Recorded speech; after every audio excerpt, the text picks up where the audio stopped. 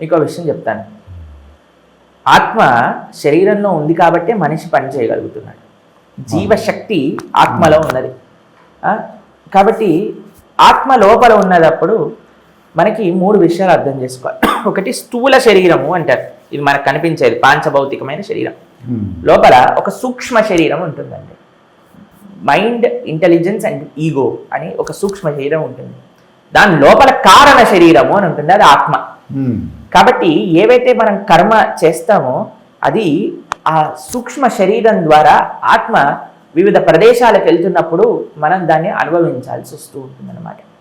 చేసేది ఈ శరీరం ద్వారా, కానీ దాన్ని ఆపాదన చేసేది ఎవరు? ఇప్పుడు చూడండి, నాన్నగారు అప్పు తీసుకుంటే పిల్లవాడు ఎలా అయితే కట్టాలో ఈ శరీరం చేసిన దానికి ఆత్మ దాన్ని అనుభవించాల్సి వస్తుంది. ఇప్పుడు ఈ శరీరమే చేసింది. ఇప్పుడు నాన్న అప్పు తీసుకున్నాడు, కానీ కట్టాల్సింది ఎవరు? నాన్నగారు పోయారు, కొడుకు కట్టాలి కదండి. అలానే శరీరం చేసింది, కానీ ఎవరు బాధ్యులు? లోపల ఉన్నవాడు. కాబట్టి ఆ ఆత్మ ఎప్పుడైతే వివిధ శరీరములు తీసుకుంటుందో అప్పుడు ఆ కర్మ అనేది జీవుడు అనుభవిస్తూ ఉంటాడు. అందుకే మనకు చెప్తారు, మంచి చేయండి, మంచిగా ఉండండి. ముందు